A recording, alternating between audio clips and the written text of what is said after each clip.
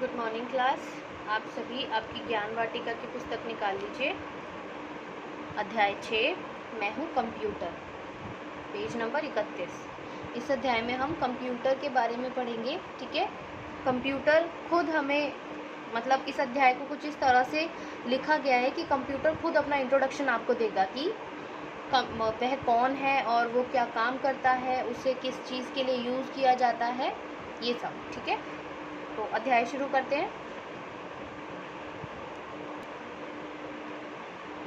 बच्चों, जिन कामों को करने के लिए बहुत से आदमियों की आवश्यकता होती है, वे काम मैं अकेला कर सकता हूँ। पहचाना मैं कौन हूँ?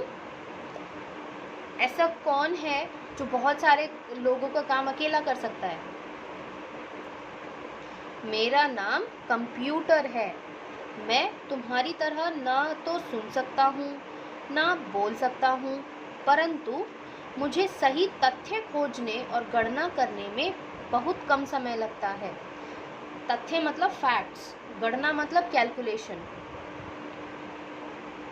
कंप्यूटर ना तो हमारी तरह सुन सकता है ना बोल सकता है, लेकिन वो बहुत कम समय में सही फैक्ट्स को खोजने में और कैलकुलेशन को कर सकता है। ठीक है, बहुत कम समय में ये चीज़ें कर सकता है। कौन? कंप्यूटर।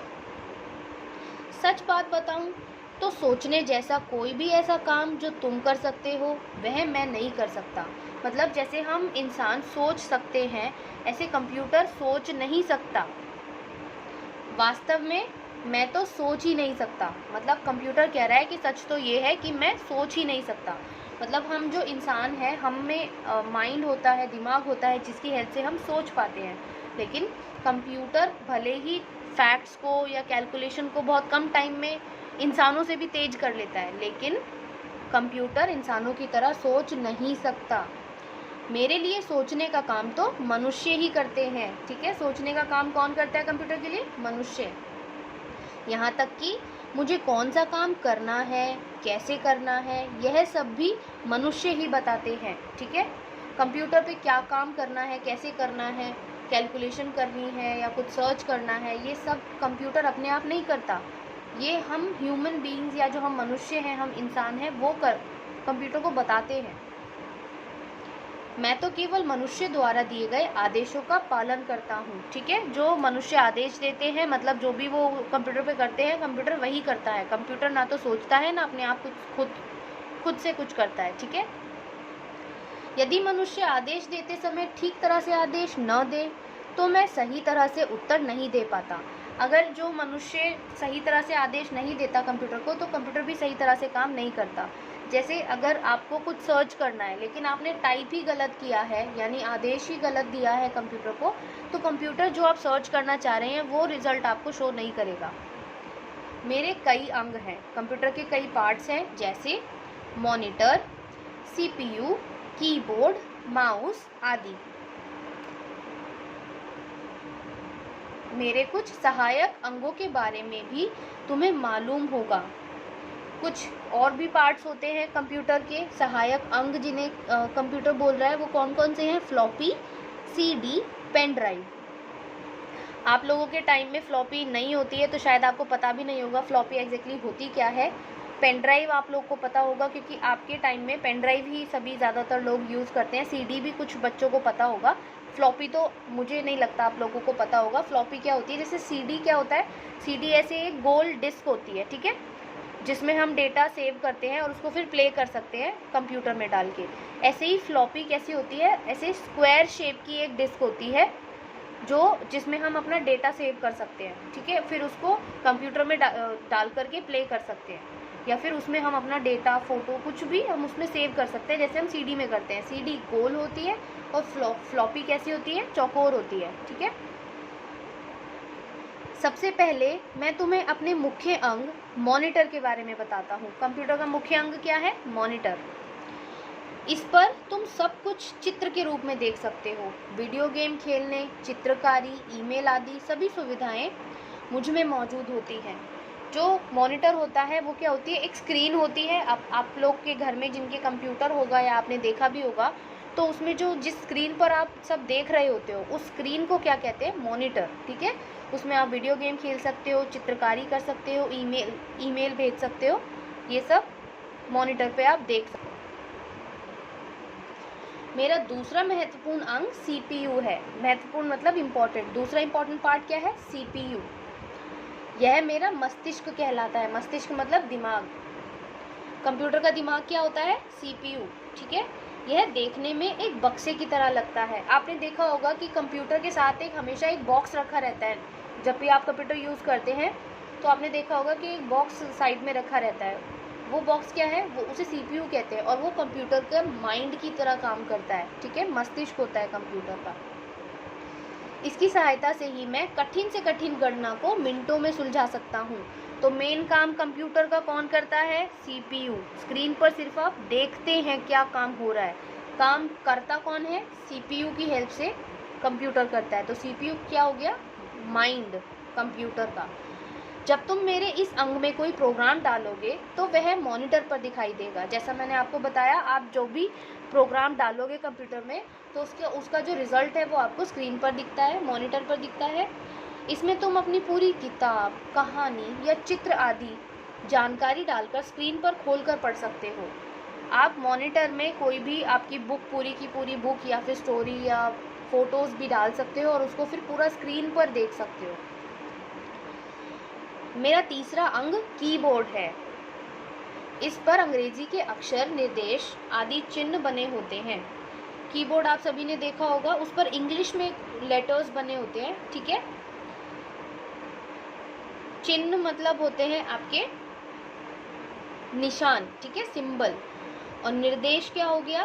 कोई आप अक्षर जो होते हैं उन्हें टाइप करके कुछ भी काम करने के लिए कंप्यूटर को कहते हैं। ठीक है। इसकी सहायता से तुम जो भी बटन दबाओगे उसका परिणाम मॉनिटर पर दिखाई देता है। कीबोर्ड पे आप जो भी बटन दबाओगे उसका रिजल्ट आपको कहाँ पर दिखेगा?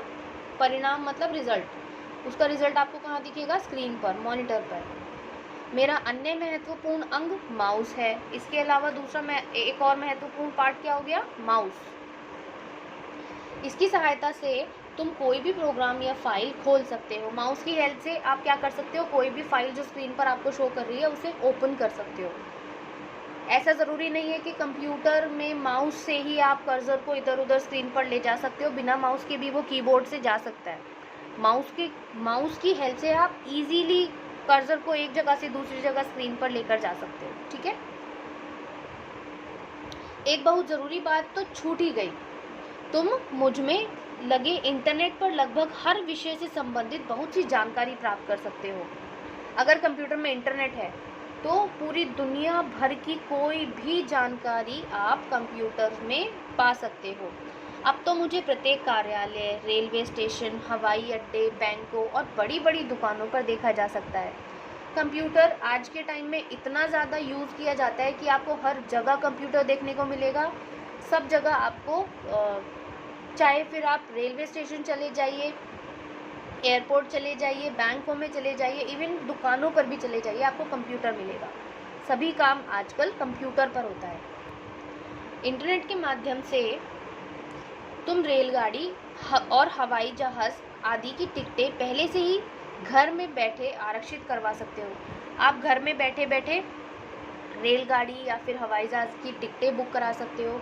इवन आप खाना तक आजकल ऑर्डर कर सकते हो इंटरनेट की हेल्प से। आप घर बैठे शॉपिंग कर सकते हो। आप बस बुक करेंगे, आप कुछ भी ऑर्डर करेंगे और वो घर पे आपके डिलीवर हो जाएगा। तो मतलब, और अभी लॉकडाउन में तो आप सबसे ज़्यादा इंटरनेट की हेल्प से ही घर बैठे सब चीज़ों को कर रहे हैं। जैसा कि एक एग्जाम्पल, लाइव एग्जाम्पल क्या है, स्कूल की जो क्लासेस है वो भी आप घर बैठे इंटरनेट की हेल्प से ले पा रहे हैं। ठीक है। इंटरनेट के माध्यम से ही ईमेल के द्वारा देश विदेश में बैठे व्यक्ति से मिनटों में संपर्क किया जा सकता है। संपर्क मतलब कांटेक्ट। इंटरनेट की हेल्प से आप क्या कर सकते हैं? ईमेल भेज के दुनिया के किसी भी कोने में बैठे किसी भी व्यक्ति से बात कर सकते हैं। ठीक है, मैसेज के थ्रू। बस ईमेल करने के लिए तुम्हें अपना अकाउंट और पासवर्ड तैयार करना होगा। ईमेल करने के लिए क्या ज़रूरी है? अकाउंट होना और पासवर्ड होना। ठीक है। इसके अतिरिक्त हम राष्ट्रीय, अंतर्राष्ट्रीय समाचारों की जानकारी भी ले सकते हैं। दुनिया भर में, देश भर में क्या चल रहा है, इसकी न्यूज़ भी हमें इंटरनेट की हेल्प से मिल सकती है। मेरी सहायता से मेरी सहायता से ही मनुष्य ग्रहों, उपग्रहों पर अंतरिक्ष यान पहुंचा सका है। इंटरनेट की हेल्प से ही जो स्पेस में जितने भी रॉकेट्स लॉन्च होते हैं, ठीक है, या मून पर, या जितने भी प्लैनेट्स हैं अभी तक जहाँ पर जा पाए हैं, ये सब कैसे पॉसिबल हुआ है? इंटरनेट की वजह से पॉसिबल हुआ है, ठीक है। इतना ही नहीं, वहाँ का सीधा प्रसारण भी वह अपनी आंखों से देख सकता है। प्रसारण का अर्थ क्या होता है? फैलाव। अंतरिक्ष में क्या हो रहा है वो डायरेक्ट हम इंटरनेट की हेल्प से यहाँ अर्थ पर, पृथ्वी पर बैठे बैठे देख सकते हैं, ठीक है। तो आप देख सकते हैं इंटरनेट कितना इम्पोर्टेंट है। चिकित्सा के क्षेत्र में तो मेरे प्रयोग से क्रांति ही आ गई है। मतलब जो मेडिकल फील्ड है उसमें इंटरनेट की हेल्प से बहुत सारे नए खोजें हुई हैं, नए काम कर पाए हैं। मेडिसिन्स लोगों ने, डॉक्टर्स ने, साइंटिस्ट ने निकाली है। नई आधुनिक मशीनें प्राण रक्षक सिद्ध हो रही हैं इंटरनेट की हेल्प से। और कंप्यूटर की हेल्प से क्या ऐसी मशीनें बन चुकी है जिसकी हेल्प से लोगों की जानें बच जाती हैं, ठीक है। प्राण रक्षक मतलब जो जान की रक्षा कर सके, ऐसी मशीनें बनना पॉसिबल हुआ है।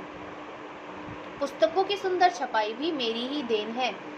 जो आप ये बुक रीड करते हैं ना, इसकी प्रिंटिंग भी कंप्यूटर की हेल्प से ही होती है, ठीक है। पहले समय में मैं बहुत भारी भरकम दिखाई देता था, परंतु अब बाज़ारों में मेरा पतला स्वरूप भी आ गया है, जिसे तुम LCD मॉनिटर कह सकते हो।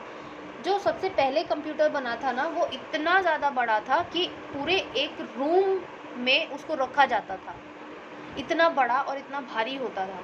लेकिन टाइम के साथ साथ जो कंप्यूटर का साइज़ है वो छोटा होता जा रहा है। जो मॉनिटर है वो पहले बहुत बड़े होते थे, लेकिन आज LCD मॉनिटर भी मिलते हैं जिसको आप कहीं पर भी वॉल पर भी लगा सकते हो। और इवन आप जो कंप्यूटर में काम करते हो वो अब आप आपके एंड्रॉयड मोबाइल में भी सारे काम कर सकते हो। तो एक तरह से कंप्यूटर आपके मोबाइल में भी आ चुका है, आपके हाथ में कंप्यूटर आ चुका है। मेरे द्वारा मौसम की जानकारी, भाषा का अनुवाद, उत्तर पुस्तिकाओं का मूल्यांकन आदि कार्य भी बड़ी आसानी से हो जाते हैं। इसलिए आज का युग कंप्यूटर का युग कहलाता है। कंप्यूटर की हेल्प से क्या होता है? भाषा का अनुवाद मतलब ट्रांसलेशन भी कर सकते हैं, ठीक है। English to Hindi, Hindi to English, Hindi to French, किसी भी लैंग्वेज में आप कंप्यूटर की हेल्प से ट्रांसलेशन कर सकते हैं। आप जो आंसर्स इवैल्यूएट कर सकते हैं, राइट। और ये सब काम बहुत इजीली और बहुत कम टाइम में हो सकता है कंप्यूटर की हेल्प से। तो आप देख रहे हैं कितना सारा काम, इतनी सारी बड़ी चीज़ें सब कंप्यूटर और इंटरनेट की हेल्प से पॉसिबल हो पाई हैं। तो हम क्या कह सकते हैं कि आज का जो टाइम है, आज का जो युग है वो किसका युग है? कंप्यूटर का युग है। क्लियर?